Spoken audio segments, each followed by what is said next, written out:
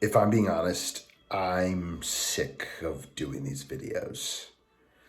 Like video number 22, 23. I'm I'm just I'm over it. And the reason I'm over it is because the excitement and the original idea, the dopamine, the excitement of that thinking is gone. It's like a New Year's resolution. You will get floods and hits and rushes of dopamine without doing anything. And that dopamine can run you from, mid-December all the way through middle of January without you actually having done a thing. So what happens when the dopamine runs out? What happens when the excitement runs dry? Well, you continue to show up and you continue to do the things that you know you had to do. And I think that's some of the magic of work. That's some of the magic of getting breakthrough. Mel Robbins talks a lot about that. And it's not about riding the excitement, but it's about setting up the routine, setting up the habits, the consistent things that we know we must do in order to be successful.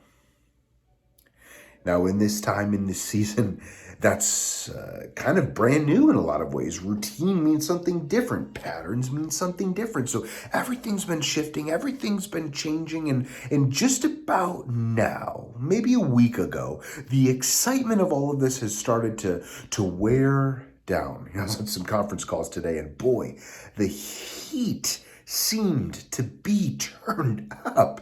So everyone seemed a little bit edgy for no good reason. Well, maybe it's this.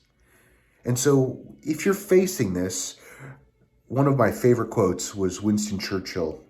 And he said, if you feel like you're going through hell, or if you're going through hell, then keep on going. That tension, that pressure, that desire to quit, that desire to be bored is the actual signal that you are headed in the right direction. If you continue to push through, if you continue to step in that way, breakthrough is closer than you think. I'll finish out with that idea or that story of 3 feet from gold. I think his name was R.U. Darby. Bought a bunch of land out west and was absolutely convinced that he was going to find gold. And so he bought machinery, and for months and months and months and months, he was digging, believing he was going to strike gold. One day he decided it was time to give up. He sold everything for pennies on the dollar, went back to New York. The individual that picked up his equipment brought in an engineer, got dialed into the right place, started digging, and in 3 feet, how many? I don't know how many is 3. In 3 feet, he found gold and was at the time the largest gold vein ever found.